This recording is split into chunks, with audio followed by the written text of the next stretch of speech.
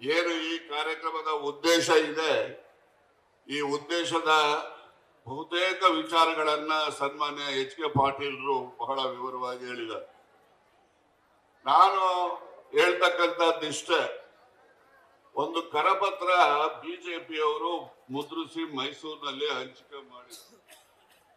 ಈ ಕರಪತ್ರದ ಪ್ರಮುಖ ಅಂಶಗಳಲ್ಲಿ ಅವರೇ ಹೇಳಿರ್ತಕ್ಕಂಥದ್ದು, ಜೆಡಿಎಸ್ ನಾಯಕರುಗಳು ಏನು ಗೊಂದಲವನ್ನ ಸೃಷ್ಟಿ ಮಾಡ್ತಾ ಇದ್ದಾರೆ, ಈ ಸೃಷ್ಟಿ ಮಾಡ್ತಕ್ಕಂಥವ್ರು ಯಾರಪ್ಪ ಅಂತ ಹೇಳಿದ್ರೆ, ದೆವ್ವದ ಬಾಯಿಯಿಂದ ಭಗವದ್ಗೀತೆ ಕೇಳಿದಂತೆ ಭಾಸವಾಗುತ್ತೆ ಅಂತ ಹೇಳಿ ಬಿಜೆಪಿಯವರು ಬರೆದಿರ್ತಕ್ಕಂಥದ್ದು. ಅವರು ಎಷ್ಟು ಸೈಟ್ಗಳನ್ನ ಅವರ ಕುಟುಂಬದ ಸದಸ್ಯಗಳ ಪಾಲಾಗಿದೆ. ಕುಮಾರಸ್ವಾಮಿ ಅವರು ಏನು 75 ಮತ್ತು 280 ಈ ಒಂದು ನಿವೇಶನಕ್ಕೆ 3,73,034 ರೂಪಾಯಿಗಳನ್ನ ಪಾವತಿ ಮಾಡಿ ನನಗೆ ಪೊಸೆಷನ್ ಸರ್ಟಿಫಿಕೇಟ್ ಅನ್ನ ಕೊಡಬೇಕು ಅಂತ ಹೇಳಿ 9/12/2000 ಮೂಡಾಕ ಅವರೇ ಬರೀತಾರೆ, ಅವರೇ ತಗೊಳ್ತಾರೆ. ಇನ್ನೊಂದು ನಿವೇಶನವನ್ನ ಅವ್ರು ತಗೊಳ್ತಾರೆ, ಇಂಡಸ್ಟ್ರಿಯಲ್ ಸೈಟ್ ಅನ್ನ. ಆಗ ಅವರು ಡಿಕ್ಲರೇಷನ್ ಕೊಡ್ತಾರೆ, ನಾನು ಮೈಸೂರಿನಲ್ಲೇ ವಾಸ ಇದ್ದೀನಿ ಇಟ್ಕೆಗೂಡು ಭಾಗದಲ್ಲಿ ಅಂತ ಹೇಳಿ ಕೊಡ್ತಾರೆ. ಇನ್ನು ಹೇಳ್ತಾ ಹೋದ್ರೆ ಒಂದು ಭೂಪಟನೇ ಹೇಳ್ಬೋದು. ಈ ಭೂಪಟದಲ್ಲಿರ್ತಕ್ಕ ಇವ್ರು ಮಾಡಿರ್ತಕ್ಕಂಥ ಏನೆಲ್ಲ ಅವ್ಯವಹಾರಗಳು, ಸ್ವಜನ ಪಕ್ಷಪಾತ, ಇವೆಲ್ಲದಕ್ಕೂ ಕೂಡ ಒಂದು ಭಗವದ್ಗೀತೆ ಬರೆದಂಗೆ ಒಂದು ಪುಸ್ತಕನೇ ಬರೀಬಹುದು.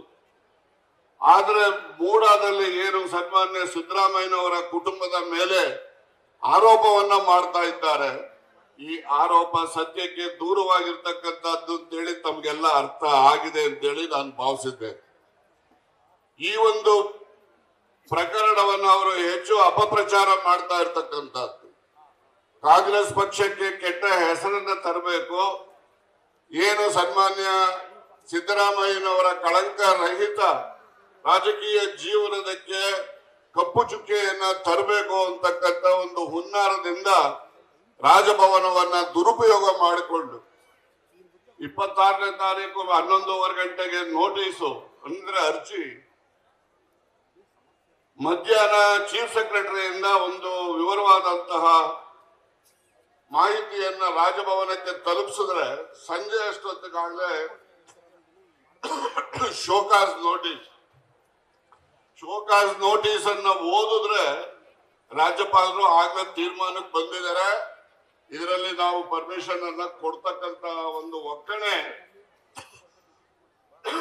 ಆ ಒಂದು ಶೋಕಾಸ್ ನೋಟಿಸ್ನ ಪತ್ರದ ಮೂಲಕ ಯಾರು ಬೇಕಾದ್ರೂ ಅರ್ಥೈಸ್ಕೋಬಹುದು ಅಂತೇಳಿ ನಾನಾದ್ರೂ ಕೂಡ ಭಾವಿಸಿದೆ.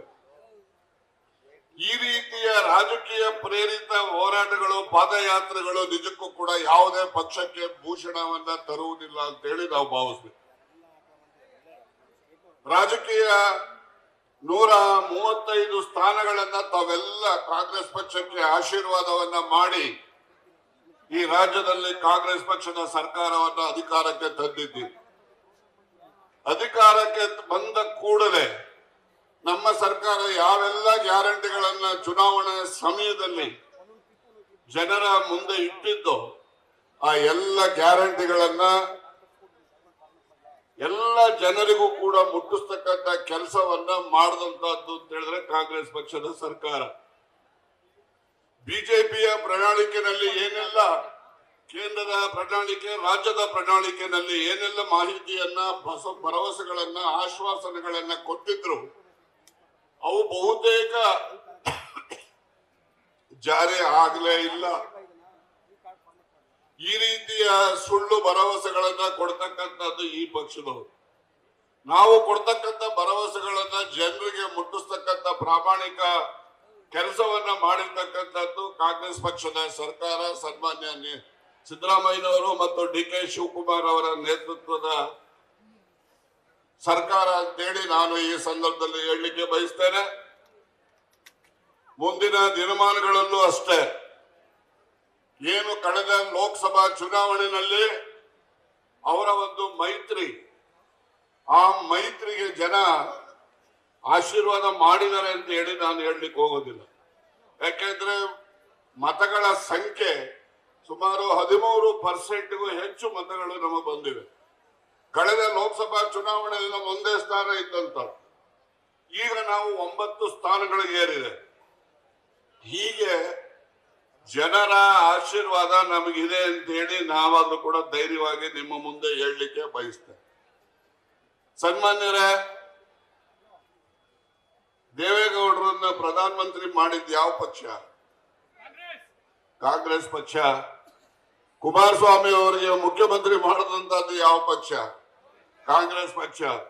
ಕಾಂಗ್ರೆಸ್ ಪಕ್ಷದಿಂದ ಅಧಿಕಾರದ ಮೆಟ್ಟಲ್ ಅನ್ನ ಏರಿ ಇವತ್ತು ಕಾಂಗ್ರೆಸ್ ಪಕ್ಷವನ್ನ ತುಚ್ಛೀಕರಿಸಿ ಮಾತನಾಡ್ತಕ್ಕಂಥದ್ದು ಯಾವ ಮಾನವನಿಗೂ ಕೂಡ ಭೂಷಣವನ್ನ ತರುವುದಿಲ್ಲ ಅಂತೇಳಿ ನಾವೆಲ್ಲ ಭಾವನೆಯನ್ನ ಮಾಡಬೇಕಾಗ್ತದೆ. ಉಪಕಾರ ಮಾಡದಂತವ್ರು ಯಾವತ್ತೂ ಕೂಡ ನಾವು ಸ್ಮರಿಸಬೇಕೇ ಹೊರತು ಉಪಕಾರವನ್ನ ಯಾರು ಸ್ಮರಿಸೋದಿಲ್ಲ ಅವರಿಗೆ ಯಶಸ್ಸು ಯಾವತ್ತೂ ಇರೋದಿಲ್ಲ ಅಂತಕ್ಕಂಥದ್ದನ್ನು ನಾವು ಅರ್ಥಕೋಬೇಕು. ಆದ್ರಿಂದ ಈಗೇನು ಯಾವುದೋ ರೀತಿ ಮದುವೆನೋ ಅವರ ಮೈತ್ರಿ ಎಲ್ಲ ಆಗಿದೆ, ಇದು ಎಷ್ಟು. ಆದ್ರೆ ಇಂದಿನ ಈ ಪರಿಸ್ಥಿತಿನಲ್ಲಿ ಏನು ಸುಳ್ಳನ್ನ ಸತ್ಯವನ್ನಾಗಿ ಮಾಡೋ ಹೊರಟಿರ್ತಕ್ಕಂಥ ಈ ಮೈತ್ರಿ ಪಕ್ಷಗಳ ಹುನ್ನಾರವನ್ನ ನಾವು ಜನರಿಗೆ ಮನವರಿಕೆ ಮಾಡಿ ಸತ್ಯವನ್ನ ನಾವು ಜನರಿಗೆ ತಿಳಿಸ್ಬೇಕು. ಇವತ್ತು ಏನು ಪಾದಯಾತ್ರೆ ಮಾಡ್ತಾ ಇದ್ದಾರೆ ಅಸೆಂಬ್ಲಿನಲ್ಲಿ, ಏನು ಯಡಿಯೂರಪ್ಪನವರ ವಿಶ್ವಾಸ ಮತ ಕೇಳುವಂತ ಸಂದರ್ಭದಲ್ಲಿ ಯಡಿಯೂರಪ್ಪನವರು ಭಾಷಣ ಮಾಡಿದಂತದ್ದು 2 ಮಾತುಗಳು. ರೀ ಸಿದ್ದರಾಮಯ್ಯನವರೇ, ರೀ DK ಶಿವಕುಮಾರ್ ಅವರೇ, ನಿಮ್ ಬಗ್ಗೆ ನನಗೇನು ಇಲ್ಲ, ನನ್ಗಿರೋದು ಈ ಅಪ್ಪ ಮಕ್ಕಳನ್ನ ಮುಗಿಸ್ಬೇಕು ಅಂತಕ್ಕಂಥದ್ದೇ ನನ್ ಗುರಿ. ಯಾರು ಹೇಳಿದ್ದು?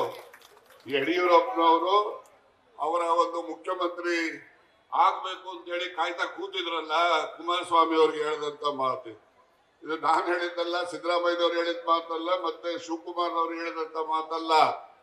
ಈ ಮಾತನ್ನ ಹೇಳಿದಂತದ್ದು ಸನ್ಮಾನ್ಯ ಯಡಿಯೂರಪ್ಪನವರು. ದಾಖಲೆನಲ್ಲಿದೆ. ಈ ರೀತಿಯ ಅಭಿಪ್ರಾಯವನ್ನ ಹೊಂದಿರತಕ್ಕಂತ ಜನ ಇವರು ಯಾವ ರೀತಿ ಹೊಂದಾಣಿಕೆಯಲ್ಲಿ ಎಷ್ಟು ದಿವಸ ಇರ್ತಾರೆ ಅಂತಕ್ಕಂಥದ್ದೇ ಒಂದು ಯಕ್ಷ ಪ್ರಶ್ನೆ ಅಂತೇಳಿ ನಾನು ಈ ಸಂದರ್ಭದಲ್ಲಿ ಹೇಳಲಿಕ್ಕೆ ಬಯಸಿ, ಕಾಂಗ್ರೆಸ್ ಪಕ್ಷದ ಸರ್ಕಾರ ಮೊದಲನೇ ಅವಧಿಯಲ್ಲಿ ಏನು ಅನ್ನಭಾಗ್ಯ ಕಾರ್ಯಕ್ರಮವನ್ನ ಈ ರಾಜ್ಯದ ಜನರಿಗೆ ನೀಡಿ ಈ ರಾಜ್ಯದ ಯಾವ ಒಬ್ಬ ಸದಸ್ಯನೂ ಕೂಡ ಮನುಷ್ಯನೂ ಕೂಡ ಹಸುವಿನಿಂದ ಬಳಲಬಾರದು ಅಂತಕ್ಕಂಥ ಪುಣ್ಯದ ಕಾರ್ಯಕ್ರಮ. ಈ ದಿವಸ ಆ ಅನ್ನಭಾಗ್ಯ ಕಾರ್ಯಕ್ರಮದ ಪ್ರಯೋಜನ ನಮ್ಮ ಹಳ್ಳಿಗಳಲ್ಲಿ ನಾವು ನೋಡದಂತೆ ಹೇಳ್ಬೇಕು ಅಂತ ಹೇಳಿದ್ರೆ, ಒಬ್ಬನೇ ಒಬ್ಬ ಭಿಕ್ಷುಕ ಇವತ್ತು ಮನೆ ಬಾಗಿಲಿಗೆ ಬರೋದಿಲ್ಲ. ಇವತ್ತು ಯಾವುದೇ ಊರಲ್ಲಾಗಲಿ ಒಬ್ಬ ಭಿಕ್ಷುಕ ಮನೆ ಬಾಗಿಲಿಗೆ ಬರೋದಿಲ್ಲ, ಮತ್ತೆ ಅನ್ನ ಅಂತೇಳಿ ಯಾರಿಗೂ ಯೋಚನೆನೂ ಇಲ್ಲ. ಈ ರೀತಿಯ ಒಂದು ಪುಣ್ಯದ ಕಾರ್ಯಕ್ರಮವನ್ನ ಜಾರಿ ಮಾಡಿದಂಥದ್ದು ಕಾಂಗ್ರೆಸ್ ಪಕ್ಷದ ಸರ್ಕಾರ ಅಂತಕ್ಕಂಥದ್ದನ್ನು ನಾವು ಮರಿಬಾರ್ದು. ಜನರಿಗೆ ಅಪಪ್ರಚಾರ ಮಾಡಿ ಸುಳ್ಳುಗಳನ್ನ ಹೇಳಿ ಆಸೆ ಆಮಿಷಗಳನ್ನ ತೋರಿಸಿ ಮತಗಳನ್ನ ಪಡೆದು ಚುನಾವಣೆಯಲ್ಲಿ ಗೆಲ್ತಕ್ಕಂಥದ್ದು ಮಹತ್ ಕಾರ್ಯ ಅಲ್ಲ. ಯಾವಾಗಲೂ ಜನರ ರಕ್ಷಣೆಗೆ, ರೈತರ ರಕ್ಷಣೆ, ರೈತರ ಬಗ್ಗೆ ಹೇಳ್ಬೇಕಾದ್ರೆ ಸರ್ಕಾರದಲ್ಲಿ ಸಾಲ ಮನ್ನಾ ಮಾಡಿದ್ದು ಕಾಂಗ್ರೆಸ್ ಪಕ್ಷದ ಸರ್ಕಾರ. 50,000 ರೂಪಾಯಿಗಳನ್ನ ಮನ್ನಾ ಮಾಡಿದಂಥದ್ದು ಸನ್ಮಾನ್ಯ ಸಿದ್ದರಾಮಯ್ಯನವರ ನೇತೃತ್ವದ ಕಾಂಗ್ರೆಸ್ ಪಕ್ಷದ ಸರ್ಕಾರ. ತದನಂತರ ಸಮ್ಮಿಶ್ರ ಸರ್ಕಾರದಲ್ಲಿ 1 ಲಕ್ಷ ರೂಪಾಯಿಗಳನ್ನ ಮನ್ನಾ ಮಾಡಿದ್ದು ನಮ್ಮ ಸರ್ಕಾರ. ಅವ್ರೇನು ಘೋಷಣೆ ಮಾಡಿ ಹೋಗಿದ್ರು, ತದನಂತರ ಹಣವನ್ನ ಭರಿಸಿದಂತದ್ದು ಕಾಂಗ್ರೆಸ್ ಪಕ್ಷದ ಸರ್ಕಾರ ಅಂತಕ್ಕಂಥದ್ದನ್ನು ನಾವು ಮರೆಯಾಗಿಲ್ಲ. ಹಾಗೆ ಕೇಂದ್ರ ಸರ್ಕಾರದಲ್ಲಿ ಸನ್ಮಾನ್ಯ ಮನಮೋಹನ್ ಸಿಂಗ್ ರವರು ಪ್ರಧಾನಮಂತ್ರಿಗಳಾಗಿದ್ದಾಗ ಇಡೀ ದೇಶದಲ್ಲಿ ಏನೆಲ್ಲ ಸಹಕಾರ ಸಂಸ್ಥೆ ಇರ್ಬೋದು, ರಾಷ್ಟ್ರೀಕೃತ ಬ್ಯಾಂಕ್ಗಳಲ್ಲಿ ಇರ್ಬೋದು, ಸುಮಾರು 75ರಿಂದ 80 ಸಾವಿರ ಕೋಟಿ ರೂಪಾಯಿಗಳನ್ನ ಸಾಲ ಮನ್ನಾ ಮಾಡಿದ್ರು. ಇವತ್ತು ಸಾಲ ಮನ್ನಾ ಮಾಡಬೇಕು ಅಂತ ಮೋದಿ ಅವರು ಪ್ರಶ್ನೆ ಹಾಕಿದ್ರೆ, ಸಾಲ ಮನ್ನಾ ಮಾಡಿದ್ರೆ ದೇಶ ಆರ್ಥಿಕವಾಗಿ ದಿವಾಳಿ ಆಗುತ್ತೆ ಅಂತಕ್ಕಂಥದ್ದು. ಅದೇ ಮನುಷ್ಯ ಸುಮಾರು 10 ಲಕ್ಷ ಕೋಟಿಗೂ ಕೂಡ ಕಾರ್ಪೊರೇಟ್ ಹೌಸ್ ಸಾಲಗಳನ್ನ ಮನ್ನಾ ಮಾಡಿ 14 ಲಕ್ಷ ಕೋಟಿಗೂ ಮೀರಿ ಇವರು ಸಾಲ ಮನ್ನಾ ಮಾಡ್ತಾರೆ. ಇವರು ರೈತರ ಸರ್ಕಾರನೋ ಅಥವಾ ಕಾರ್ಪೊರೇಟ್ ಹೌಸ್ ಬಂಡವಾಳಶಾಹಿಗಳ ಪರವಾದಂತ ಸರ್ಕಾರವ ಅಂತಕ್ಕಂಥದ್ದನ್ನು ನಾವೆಲ್ಲ ಪ್ರಶ್ನೆ ಮಾಡಬೇಕು. ಇವತ್ತು ರೈತ ಈ ದೇಶದ ಬೆನ್ನೆಲುಬು ಅಂತೇಳಿ ನಾವೆಲ್ಲ ಹೇಳ್ತೇವೆ.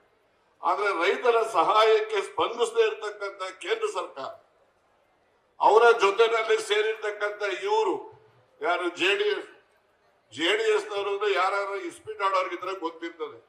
ಈ ಜೆಡಿಎಸ್ ನವರು ಹೆಂಗೆ ಅಂದ್ರೆ, ನಾನು ಇಸ್ಪೀಟ್ ಆಡ್ತೀನಿ, ಆಡೋದಿಲ್ಲ ಅಂತಿಲ್ಲ. ಈ ರೆಮ್ಮೆ ಆಡೋದಕ್ಕೂ ಸೇರಿಸ್ಕೋಬಹುದು, ಅದನ್ನ ಸೆಟ್ಗೂ ಸೇರಿಸ್ಕೋಬಹುದು. ಹಂಗೆ ಇವ್ರು ಎಲ್ಲಿ ಬೇಕಾದ್ರೂ ಸೂಟ್ ಆಗ್ತಾರೆ. ಅಂದ್ರೆ ನಾನು ಜೋಕರ್ಗಳು ಅಂತ ಹೇಳೋದಿಲ್ಲ, ಆದ್ರೆ ಇಸ್ಪೀಟ್ ಆಡೋರ ಅನುಭವದಿಂದ ಹೇಳುವಂತ ಮಾತು ಇದು. ಆದ್ರಿಂದ ಇವ್ರು ಯಾವತ್ತು ಎಲ್ಲಿರ್ತಾರೋ ಅಂತ ಅಧಿಕಾರಕ್ಕೋಸ್ಕರ ಯಾವುದೆಲ್ಲ ಪಾಪ ದೇವೇಗೌಡರು ಹೇಳಿದ್ರು, ಮೋದಿ ರಾಷ್ಟ್ರದ ಪ್ರಧಾನಮಂತ್ರಿ ಆದ್ರೆ ಆ ದೇಶನ ಬಿಟ್ಟು ಹೋಗ್ಬಿಡ್ತೀನಿ ನಾನು ಅಂತ ಹೇಳ್ತಾ ಇದ್ದೀನಿ. ನಾನ್ ಮುಂದಿನ ಜನದಲ್ಲಿ ಹುಟ್ಟಿದ್ರೆ ನಾನೊಬ್ಬ ಮುಸಲ್ಮಾನಾಗಿ ಹುಟ್ಟಬೇಕು ಅಂತ ಹೇಳ್ತಾ ಇದ್ರು. ಇದೆಲ್ಲ ಅವ್ರು ಹೇಳಿದ ಮಾತು, ನಾನು ಹೇಳೋ ಮಾತಲ್ಲ.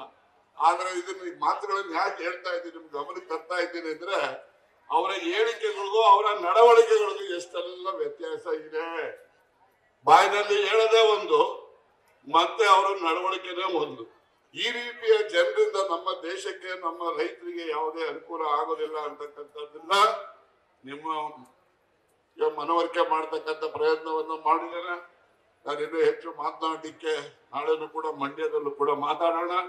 ಇನ್ನು ನಮ್ಮ ಉಪಮುಖ್ಯಮಂತ್ರಿಗಳು, ಏನು ನಮ್ಮ ಪಕ್ಷದ ಅಧ್ಯಕ್ಷರು ಬಹಳ ತುರ್ತಾಗಿ ಅವರ ಒಂದು ಪಾದಯಾತ್ರೆ ಕಾರ್ಯಕ್ರಮಕ್ಕೆ ನಾವು ಒಂದು ಜನ ಆಂದೋಲನ ಕಾರ್ಯಕ್ರಮ ಅಂತ ಹೇಳಿ ಜನರಿಗೆ ಸತ್ಯವನ್ನ ಮನವರಿಕೆ ಮಾಡೋಣ ಅಂತಕ್ಕಂಥದ್ದನ್ನ ತೀರ್ಮಾನ ಮಾಡಿದವರು ಅವರು. ಅವರ ತೀರ್ಮಾನದಿಂದ ಇವತ್ತು ಎಲ್ಲ ಭಾಗದಲ್ಲೂ ಎಲ್ಲ ಸಭೆಗಳಲ್ಲೂ ಕೂಡ ಹೆಚ್ಚಿನ ಸಂಖ್ಯೆಯಲ್ಲಿ ಭಾಗವಹಿಸಿ ಸತ್ಯವನ್ನ ಅರಿಯತಕ್ಕಂಥ ಕೆಲಸವನ್ನ ತಾವೆಲ್ಲ ಮಾಡ್ತಾ ಇದ್ದೀರಿ. ತಾವೆಲ್ಲ ಇನ್ನೂ ಹೆಚ್ಚು ಹೆಚ್ಚು ಜನರಿಗೆ ಮನವರಿಕೆ ಮಾಡಬೇಕು. ಸತ್ಯವ ಯಾವತ್ತೂ ಕೂಡ ಕಹಿ ಇರ್ತದೆ, ಆದಾಗ್ಯೂ ಕೂಡ ಜನರಿಗೆ ಮನವರಿಕೆ ಮಾಡ್ತಕ್ಕಂಥ ಕೆಲಸ ಆಗಬೇಕು. ಆದಷ್ಟು ಜಾಗ್ರತೆ. ಜಿಲ್ಲಾ ಪಂಚಾಯತಿ, ತಾಲೂಕ್ ಪಂಚಾಯತಿ ಚುನಾವಣೆಗಳು ಕೂಡ ಬರ್ತವೆ. ಆ ಸಂದರ್ಭದಲ್ಲಿ ಎಲ್ಲ ಕಾರ್ಯಕರ್ತರಿಗೂ ಕೂಡ ಅಧಿಕಾರವನ್ನ ಹಂಚಿಕೆ ಮಾಡ್ಕೊಳ್ಳಿಕ್ಕೆ ಅವಕಾಶ ಇದೆ. ನಾವು ಪಕ್ಷವನ್ನ ಸದೃಢವಾಗಿ ಬೆಳೆಸೋಣ. ನಮ್ಮ ಸರ್ಕಾರಕ್ಕೆ ಏನೆಲ್ಲ ಅಪಪ್ರಚಾರ ಮಾಡ್ತಾರೆ, ಆ ಅಪಪ್ರಚಾರವನ್ನ ನಾವು ಸಕ್ರಿಯವಾಗಿ ಜನರಿಂದ ದೂರ ಮಾಡ್ತಕ್ಕಂಥ ಕೆಲಸವನ್ನು ಕೂಡ ನಾವು ಮುಂದಿನ ದಿನಮಾನಗಳಲ್ಲಿ ಮಾಡೋಣ ಅಂತಕ್ಕಂಥ ಮಾತನ್ನು ಹೇಳಿ ಈ ಜನಾಂದೋಲನ ಕಾರ್ಯಕ್ರಮವನ್ನ ರೂಪಿಸಿರ್ತಕ್ಕಂಥ ಅಧ್ಯಕ್ಷರಾದಂಥ ಸನ್ಮಾನ್ಯ ಡಿ.ಕೆ. ಶಿವಕುಮಾರ್ ಅವರಿಗೆ ಮತ್ತು ಇವತ್ತಿನ ಈ ಕಾರ್ಯಕ್ರಮವನ್ನ ಏರ್ಪಡಿಸಿ ಎಲ್ಲರಿಗೂ ಕೂಡ ಅತಿ ಹೆಚ್ಚು ಜನರನ್ನ ಈ ಕಾರ್ಯಕ್ರಮದಲ್ಲಿ ಭಾಗವಹಿಸುವ ರೀತಿಯಲ್ಲಿ ವ್ಯವಸ್ಥೆಯನ್ನು ಮಾಡಿರ್ತಕ್ಕಂಥ ಇಲ್ಲಿನ ಎಲ್ಲ ಮುಖಂಡಗಳಿಗೂ ಕೂಡ ನಾನು ಅಭಿನಂದನೆಯನ್ನು ಸಲ್ಲಿಸಿ ನನ್ನ 2 ಮಾತುಗಳನ್ನು ಮುಗಿಸ್ತೇನೆ. ನಮಸ್ಕಾರ. ನ್ಯೂಸ್ ಫಸ್ಟ್, ನಿರ್ಭೀತಿಯಿಂದ ನಿಮ್ಮ ಪರವಾಗಿ.